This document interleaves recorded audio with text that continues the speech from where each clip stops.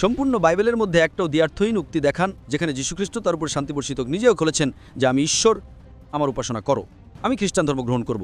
আপনি জানেন আমি যখন ভারতে লেকচার দেই অনেক হিন্দু আমার পা স্পর্শ করে এবং তারা ভগবান ডাকে।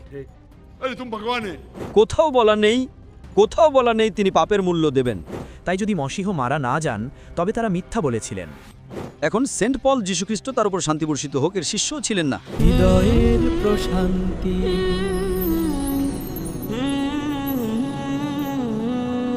আমি অস্টিন, আমি বর্তমানে বিশ্ববিদ্যালয় শেষ করেছি এবং আমার প্রশ্ন হল যিশু মারা যাননি। এই ব্যাখ্যাটি নতুন দৃশ্যকল্প ব্যবহার করে আমাকে বোঝানো। এটি খুব বিশ্বাসযোগ্য মনে হচ্ছে না, কারণ অনেক লোক এটি ভিন্নভাবে ব্যাখ্যা করে। যিশুর মৃত্যু এবং যিশুর পুনরুত্থান, যিশু বলেছিলেন সেই 3 দিনের মধ্যে। এবং তাছাড়া কিছু উদ্ধৃতি আছে যা সমর্থন করে যে যিশু মারা গিয়েছিলেন। এবং আরেকটি প্রশ্ন হল মুসলিমরা কি ভাববাদী বা নবীদের যেমন যিশাই, আইজাইয়া, জিরোমিও, জেরেমায়া এবং বাকিদের বিশ্বাস করে কি? কারণ তারাও মসীহ বা মাসায়ার আগমনের এবং মসীহ বা মাসায়ার মৃত্যুর বিষয়ে ভবিষ্যৎবাণী করেছিলেন। তাই যদি মসীহ মারা না যান তবে তারা মিথ্যা বলেছিলেন। ভাই, যীশুখ্রিস্ট তার উপর শান্তি বর্ষিত হোক এর মৃত্যু এবং পুনরুত্থান সম্পর্কে কিছু তথ্য জানতে চেয়েছেন এবং তারা মসীহের আগমনের ভবিষ্যৎবাণী করে এবং তারা ভবিষ্যৎবাণী করে যে মসীহ মারা যাবেন। আমি এর সাথে একমত। তারা মসীহের আগমনের ভবিষ্যৎবাণী করে এবং তারা ভবিষ্যৎবাণী করে মসীহ মারা যাবেন। প্রতিটি মানুষকেই মরতে হবে। এমনকি কোরআন সূরা মারিয়াম অধ্যায় নম্বর 19 আয়াত নম্বর 33 বলে, আমার ওপর শান্তি বর্ষিত হোক, যীশুখ্রিস্ট তার উপর শান্তি বর্ষিত হোক বলেন, যেদিন আমি জন্মগ্রহণ করেছি, যেদিন আমি মারা যাব, যেদিন আমি পুনরুত্থিত হব। যীশুখ্রিস্ট তার উপর শান্তি বর্ষিত হোক জন্মগ্রহণ করেছিলেন, কিন্তু আল্লাহ সর্বশক্তিমান ঈশ্বর তাকে জীবিত অবস্থায় তুলে নিয়েছেন। তার দ্বিতীয় আগমনে তিনি নবী মুহাম্মদ সাল্লাল্লাহু আলাইহি সাল্লামের উম্মত হিসেবে আসবেন। তার দ্বিতীয় আগমনে তিনি আসবেন এবং তিনি মারা যাবেন। এখন তিনি জীবিত অবস্থায় তৃত হয়েছেন। কোরআন সূরা নিসা অধ্যায় নম্বর 4 আয়াত নম্বর 158-তে বলে যে সর্বশক্তিমান ঈশ্বর তাকে জীবিত অবস্থায় তুলে নিয়েছেন। এমনকি খ্রিস্টানরাও বিশ্বাস করে তাকে তোলা হয়েছিল। আমি যা বলি তা হলো, আপনি যদি বাইবেল সঠিকভাবে পড়েন, তাকে ক্রুশে দেওয়া হয়েছিল, তিনি মারা যাননি, তাকে কবরে জীবিত রাখা হয়েছিল। তারপর সর্বশক্তিমান ঈশ্বর তাকে জীবিত অবস্থায় তুলে নেন। তার দ্বিতীয় আগমনে মারা যাবেন। তাই তিনি আবার আসবেন নতুন কোনো বার্তা নিয়ে নয়, তিনি আসবেন খ্রিস্টানদের সাক্ষ্য দিতে। তিনি কখনোই বলেননি যে তোমাদের আমার উপাসনা করা উচিত, বরং আল্লাহর উপাসনা করো যিনি আমার প্রভু এবং তোমাদের প্রভু। এটা এমনকি কোরআনে সূরা মাইদা অধ্যায় নম্বর 5 আয়াত নম্বর 116-তে উল্লেখ করা হয়েছে যে পরবর্তী জীবনে আখিরাতে যিশু সর্বশক্তিমান ঈশ্বরকে বলবেন তার উপর শান্তি বর্ষিত হোক। তিনি কখনোই খ্রিস্টানদের তার উপাসনা করতে বলেননি, বরং তিনি বলেছিলেন আল্লাহর উপাসনা করো যিনি আমার প্রভু এবং তোমাদের প্রভু। আশা করি ভাইটি পরিষ্কার।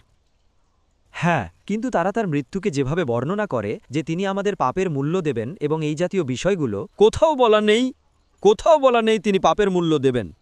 এটা পলের শিক্ষা। যীশুখ্রিস্ট তার উপর শান্তি বর্ষিত হোকেন নয়।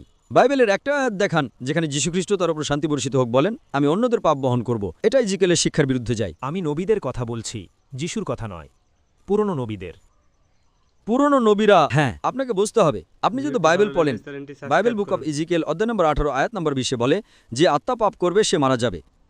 পুত্র পিতার অপরাধ বহন করবে না, পিতা পুত্রের অপরাধ বহন করবে না। তার মানে পিতা পুত্রের পাপ বহন করবে না, পুত্র পিতার পাপ বহন করবে না। ধার্মিকদের ধার্মিকতা, দুষ্টের দুষ্টতা তার উপরই ফিরে আসবে। কিন্তু যদি খারাপ কাজ ত্যাগ করে সৎপথে ফিরে আসে তাহলে সে মরবে না। বাইবেল অনুযায়ী পাপ উত্তরাধিকার সূত্রে পাওয়া যায় না। পাপ উত্তরাধিকার সূত্রে পাওয়া যায় না। কোথাও যিশু কখনো বলেননি যে তিনি মানবজাতির জন্য মারা যাবেন। তার মানে বাইবেলের সেই অংশ যা এটা বলে সেটা সঠিক নয়। আমরা এখানে খ্রিস্টের শিক্ষা অনুসরণ করতে এসেছি, অন্য লোকদের নয়। আপনি জানেন সেখানে ওল্ড টেস্টামেন্ট এবং নিউ টেস্টামেন্ট আছে। নিউ টেস্টামেন্টের 27টি বইয়ের মধ্যে 13টি বই লিখেছেন সেন্ট পল। এখন সেন্ট পল যীশুখ্রিস্ট তার উপর শান্তি বর্ষিত হোক এর শিষ্যও ছিলেন না। তিনিও একজন স্বনিযুক্ত বা স্বঘোষিত শিষ্য, অ্যাপোস্টল। তাই আজকে আপনারা যা অনুসরণ করছেন তা হলো পলিন খ্রিস্টান ধর্ম। যীশুখ্রিস্ট তার উপর শান্তি বর্ষিত হোক যা শিখিয়েছিলেন তা নয়। আমি সেন্ট পলে বিশ্বাস করি না, আমি যিশু তার উপর শান্তি বর্ষিত হোকে বিশ্বাস করি। আমি সেন্ট পলের শিক্ষা বিশ্বাস করতে চাই না। এটা কি পরিষ্কার? হ্যাঁ, আমাদের যীশুখ্রিস্ট তার উপর শান্তি বর্ষিত হোকের শিক্ষায় বিশ্বাস করতে হবে। ঠিক আছে। আপনি কি বিশ্বাস করেন এক ঈশ্বর আছেন?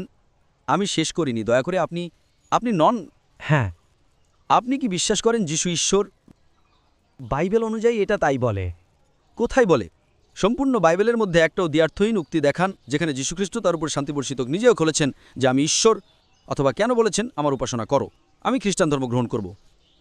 যিশু বলেননি। কে বলেছে? যদি অন্য কেউ বললে তাতে পার্থক্য কি? যখন যিশু নিজেই বলেননি। আপনি জানেন আমি যখন ভারতে লেকচার দেই অনেক হিন্দু আমার পা স্পর্শ করে এবং তারা ভগবান ডাকে।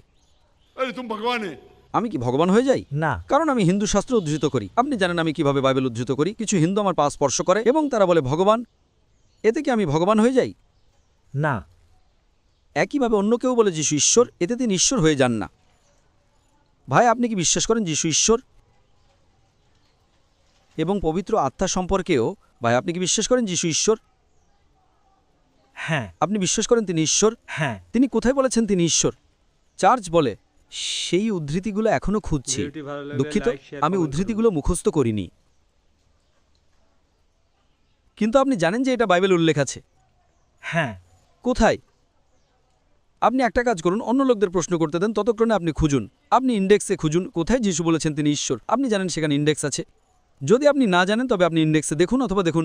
কিন্তু আমার প্রশ্ন যিশু ঈশ্বর হওয়া নিয়ে নয়। দুঃখিত, আমার প্রশ্ন যিশু ঈশ্বর হওয়া বা না হওয়া নিয়ে নয়। না, এটা আপনার প্রশ্ন নয়, আমার প্রশ্ন। আমি আপনাকে ভালোবাসি ভাই, হ্যাঁ। আমি আপনাকে ভালোবাসি। আমাকে বলা হয়েছিল এসে প্রশ্ন করতে, লেকচার দিতে নয়, তাই আমি প্রশ্ন নিয়ে এসেছি। না। না না, আপনি প্রশ্ন করতে পারেন, খুব ভালো। হ্যাঁ। হ্যাঁ, কিন্তু এমনকি আমিও আপনাকে একটা প্রশ্ন করছি। আমি কি আপনাকে জিজ্ঞেস করতে পারি কি পারি না? হ্যাঁ বা না? আমারটা শেষ হওয়ার পর। ঠিক আছে, আপনার আর কটা প্রশ্ন আছে? একটা। একটা, ঠিক আছে। হ্যাঁ ভাই, আর একটা প্রশ্ন। এবং এটা পবিত্র আত্মা সম্পর্কে। পবিত্র আত্মা সম্পর্কে আপনার প্রশ্ন কি? জন 14:26 এটি জোর দিয়ে বলে যে কমফর্টার সান্ত্বনাকারী হলো পবিত্র আত্মা। কিন্তু যদি এটা তা বলে, তার মানে সেখানে একটা পরস্পর বিরোধী স্তোত্র আছে। আপনি আপনার বাইবেলে পড়েন, আপনার বাইবেল খুলুন, গসপেল অফ জন অধ্যায় নম্বর 16 আয়াত নম্বর 7। কিন্তু আমি তবুও তোমাদের সত্য বলছি, আমার যাওয়া তোমাদের জন্য ভালো, কারণ আমি যদি না যাই তবে কমফর্টার তোমাদের কাছে আসবে না, কিন্তু আমি যদি যাই তবে আমি তাকে তোমাদের কাছে পাঠাবো। যদি এটা কমফর্টারকে বোঝায়, কমফর্টার যীশুখ্রিস্ট তার উপর শান্তি বর্ষিত হোকের আগেই ছিলেন। আমি আগেই বলেছি পবিত্র আত্মা এলিজাবেথের গর্ভে ছিলেন ভাই। পবিত্র আত্মা সেখানে ছিলেন যখন যীশুখ্রিস্ট তার উপর শান্তি বর্ষিত হোককে দীক্ষামান দেওয়া হয়েছিল। এটা গসপেলে উল্লেখ আছে। তাই নিশ্চিতভাবে এটা পবিত্র আত্মাকে বোঝাতে পারে না। তার মানে বাইবেলে একটা পরস্পর বিরোধী স্তোত্র আছে। যেমন আমি আমার লেকচারে আপনাকে বলেছিলাম যীশুখ্রিস্ট তার উপর শান্তি বর্ষিত হোক বলেন যে জন দ্য ব্যাপটিস্ট হলেন ইলায়াস। যখন তারা জন দ্য ব্যাপটিস্টকে জিজ্ঞেস করে তুমি কি ইলায়াস, তিনি বলেন না। সেখানে একটা পরস্পর বিরোধী স্তোত্র আছে। কে ঠিক কে ভুল? আপনাকে সমস্যাটা সমাধান করতে হবে, কারণ আমি বাইবেলকে ঈশ্বরের বাণী মনে করি না। আপনি ঈশ্বরের বাণী মনে করেন, তাই আপনাকে সমস্যাটা সমাধান করতে হবে। কারণ আপনি ব্যাখ্যা করার জন্য সেই জন উদ্ধৃত করেছিলেন, তাই আমিও চেষ্টা করছি। কারণ আমি জন 14:16, জন 15:26, জন 16:7 উদ্ধৃত করছি। সব প্রসঙ্গেই আছে। অধ্যায় 14:16 যে বর্ণনা দিয়েছে সেটি বলেছে এটা আমাদের সাথে চিরকাল থাকবে। সঠিক, কিন্তু মোহাম্মদ আমাদের সাথে চিরকাল থাকেননি। তিনি আমাদের সাথে চিরকাল আছেন। তিনি মারা গেছেন। এটা নবী মুহাম্মদ সাল্লাল্লাহু সাল্লামের শিক্ষা। এটা সেই ওহী যেটা তিনি পেয়েছেন, কোরআন এবং হাদিস। এটা মানুষের সাথে চিরকাল থাকছে। কেউ কোরআন পরিবর্তন করতে পারবে না। ইঞ্জিল পরিবর্তন করা হয়েছে, কোরআন নয়। তার মানে নবী মুহাম্মদ সাল্লাল্লাহু আলাইহি সাল্লামের পর আর কোনো রাসূল আসবেন না। পবিত্র আত্মা কোথায়? আমি জানি না পবিত্র আত্মা কোথায় ভাই। পবিত্র আত্মা কোথায়? পবিত্র আত্মা কোথায়? আয়াত 17 বলে। না না ভাই, আমি আপনাকে জিজ্ঞেস করছি পবিত্র আত্মা কোথায়। আয়াত 17 উত্তর দিচ্ছে। আয়াত নম্বর 17।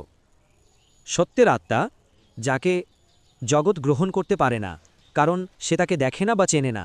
জগৎ তাকে দেখে না বা চেনে না। কে? সত্যের আত্মা, স্পিরিট অফ ট্রুথ, যার কথা বাইবেল বলছিল। তো এর মানে কি? সেটাই এর মানে কি?